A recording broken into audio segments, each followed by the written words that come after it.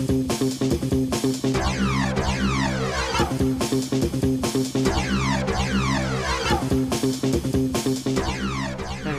Johnny Two-Face here, back with another reaction video. This time I'm going to be reacting to Boxing's Most Feared Big Men of 2018 by Boxing Legends TV. Now sorry, I'm a bit tongue-tied. I've reacted to a few of their videos before, and I'm going to say it again, they're a brilliant channel for boxing fans like myself, and I know there's people who's more of a boxing fan than I'll ever be, but that's beside the point. Anyway, I know Boxing Legends TV has had a bit of trouble, you know, with copyright witch hunts, and it's nice to see them back, and shout out to Boxing Legends TV, brilliant boxing channel, and, well, I've wasted too much of your time. Let's get into this and play. Ooh, I like this intro. Welcome back to another Top 10 Countdown here on Boxing Legends TV. Today, we'll be taking a look at some of the finest rising stars in the ever-brightening heavyweight division. This will be good. It's never easy to compile a list like this with so many young guys trying to make a name for themselves in the money division. But thankfully for you guys watching at home, this is a part of the sport we pay thorough attention to all year round. So without any further ado, let's get straight to number 10. Here we go. Izu Ugono. I probably butchered that name. But anyway, let's see what we can find out about him. Izu Ugono is the only fighter listed today with a loss on his record, but it was his brutal, valiant effort against Dominic Brazil that proved this kid can be a serious problem when competing at the top of his game.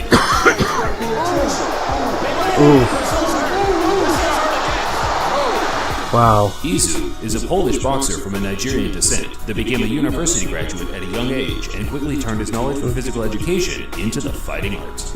He started out as a kickboxer and became the European champion in no time. But while watching back some of his fights, it's clear to see he was a specialist with his hands. And I guess that's why he took up pro boxing in 2010.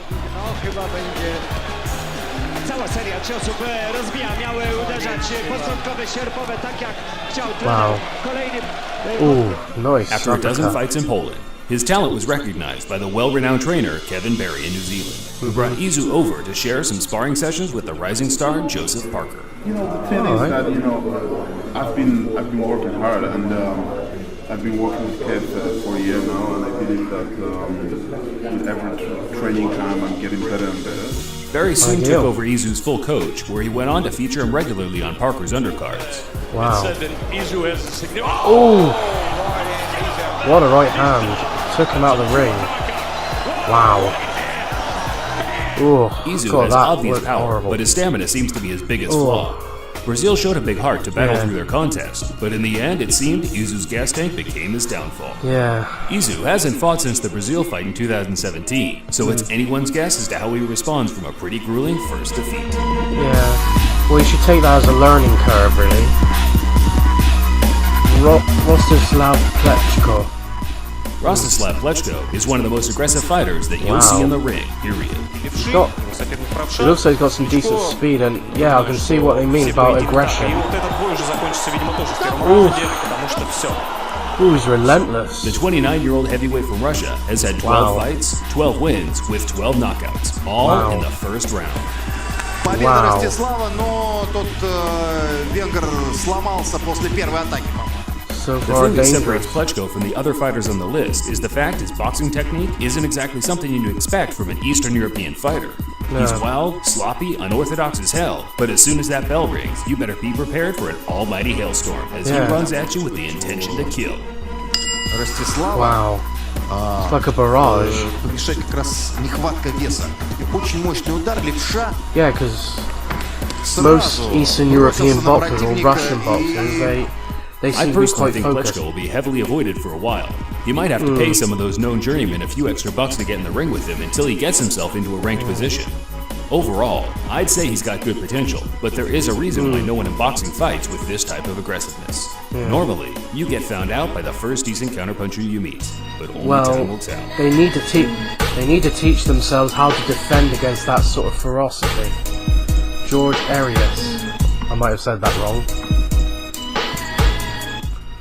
Who else remembers when the 2014 New York Golden Gloves champion George Arias turned pro a couple years back? Oh, I did say this right. guy raised a few hairs on people's necks with his slick Muhammad Ali type style in the ring. Hands word in the street is.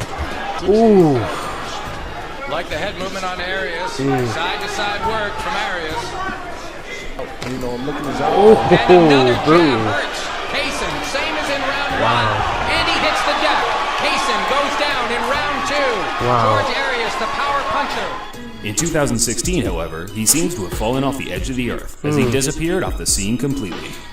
I know I wasn't the only one checking his box rec every week to see if he had a new fight announced, but thankfully in 2017 he returned to the ring with 5 solid outings and now Wow. has a record of 10-0 with 6 knockouts. That's not bad. He looks impressive. As fun as George is to watch, I have to point out he's only 6 foot, which puts him in the Wow. midget category amongst today's giants. He is a pretty strong kid for his size, but will he be able to compete at world level in the Well, coming if he years? gets on the My gut inside, then reaction that's tells where me he can be won't, most dangerous. But I'll certainly be keeping my eye on him from here on. Especially when against guys taller than yourself. Adam Konaki? I might have said probably another name. Personally, I've never been a fan of overweight fighters. The way I see it, if boxing is your profession, you have a duty to train hard and replace those flabby areas with solid muscle. Yeah. But Poland's own Adam Kanaskie just appears to keep improving from fight to fight despite his weight yo-yoing like crazy. Yeah. See what they need 2 to see. uppercuts in the right There hand. it is. There and down it he is. goes. It doesn't matter. You should never underestimate your opponent. That's In simple. 2017, however, Kanaskie got himself into a career best Kanaskie, weight of that's his 240 pounds and brutally punished his fellow Polish teammate Arthur Spilka in his best win to date. Yeah, you should never underestimate your opponent. It doesn't matter what they look like. Controlling the distance this round to me. Right hand connects by Bernowski. Yeah, you're just asking to get battered. I wish boxers would keep their bloody hands up. I don't care how good you are, you keep your hands up. Kanaskie was rightfully the underdog going into this one. Spilka gave Deontay Wilder a serious run for his money in his previous outing before being stopped in the 10th. Kanaskie took it a step further and got rid of him inside 4. Wow. Take away from that what you will, but this big boy earned himself a spot in 2 of the 4 sanctioning body rankings and will likely be in the top 17 matchup and in 0, 2018. impressive. Ooh. Joe Joyce, I've heard of this guy. I need to watch more of his fights though. Rising prospect Joe Joyce has a unique set of skills that might just put him above everyone else on this list when it comes to ring generalship. Onwards, this is where the game plan really kicks in for them to take over, control, stay in top form, and continue to use the versatility of strikes, angles, and footwork. The 3-0, all knockouts heavyweight for London made a huge statement when he entered the pro game last year with a dominant performance over Ian Lewison. Beyond him. That's the position. Whoa. For me, Joyce was robbed of a gold medal in the 2016 Rio Games after a controversial decision to Tony Yoka. But thankfully, he still got a that chance was to shine as a pro, disgusting. as David Haye quickly signed him up under his Ringstar promotional company. I want to try to, put you in the ring with guys that, British fighters don't fight in the first, say, 5 fights. Joyce isn't the most exciting fighter to watch. He doesn't really sit on his punches and often throws shots without much conviction. But this kid can box. Yeah. Important is to stop. Ooh, nicely done. He's 6'6" and can move like a middleweight for the most part, with excellent footwork and That's jab, impressive. and seems to be learning as the fights pass. He is currently scheduled to face the former title challenger and tough man Derek Chisora on May 5th, Ooh, so now look out that for will that, be a as it's fight guaranteed I to let us definitely know wanna just see. where Joyce fits in this division. I personally think we'll 'Cause see him in title Chisora- late next year, assuming his promoter can make the right fights happen along the way. Sorry, I didn't want to interrupt him. I think Chisora is starting to get back on form now from what I've seen, so that'll be Daniel Dubois. He's another good Daniel one. Dubois is a young 20-year-old heavyweight getting a ton of media attention for all the right reasons. And what did you think of Daniel for a 19-year-old? I thought he was fantastic.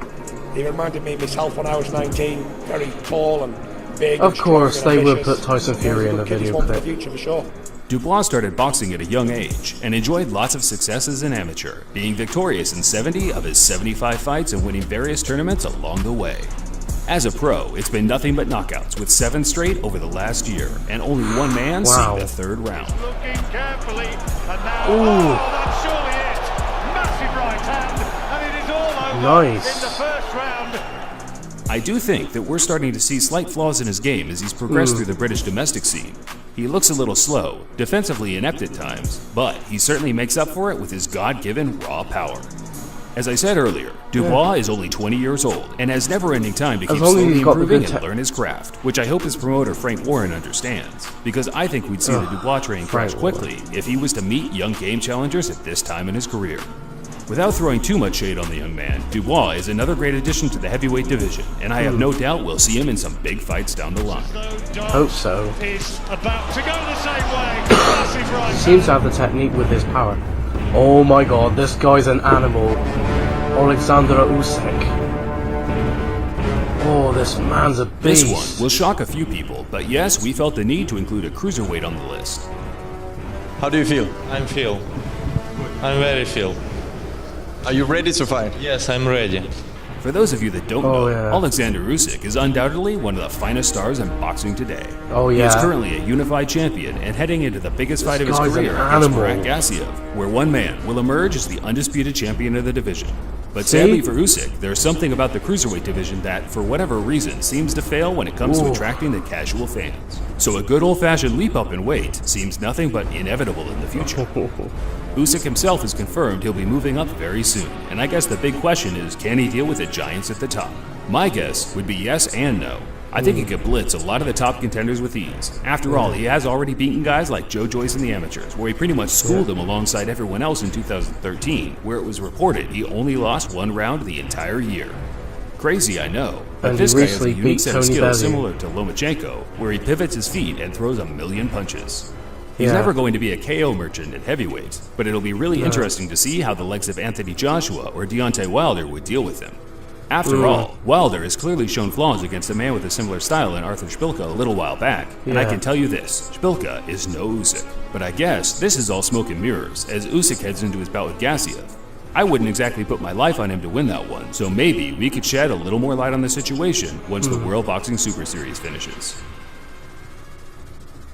Thanks for watching, fight fans. If you enjoyed this video, please remember to leave a like and be sure to subscribe if you're new around here. Until next time, this is Boxing Legends TV, signing off. And that'll do it. Wow, that was amazing. Yeah, I'm not surprised that the top of that list was Aleksandra Lucic, because if you've seen Aleksandra box, that man is an animal. And what I think, because of the date of this video, I'll tell you that he recently beat Tony Bellew. I think he knocked him out in the 6th round. I'll have to double check that, but the way this guy fights is an absolute animal, and all of these boxers in this list, in this video, I'm hoping that they'll be the future. They'll be the future of boxing, but I hope they all do well in their futures. And this was a really brilliant video. Again, Boxing Legends TV, shout out to you. You make brilliant videos dedicated to boxing, and I hope you don't get caught in another copyright witch hunt, because to all the idiots who hate these people doing these sorts of videos, that you do realise that people like Boxing Legends TV, channels, they help promote boxing. You'd have to be pretty daft in the head to think that they're copyright infringers or content stealers. That's just stupid to even think that. If you watch their videos, or can be bothered to watch their videos, they do brilliant videos that help promote the sport itself. Anyway, that's my little rant over. I've probably got more, but I'm sure you don't want to hear all that. Anyway, if you like this video, please like and comment, and if you want, you can subscribe, and I'll upload more videos as soon as possible.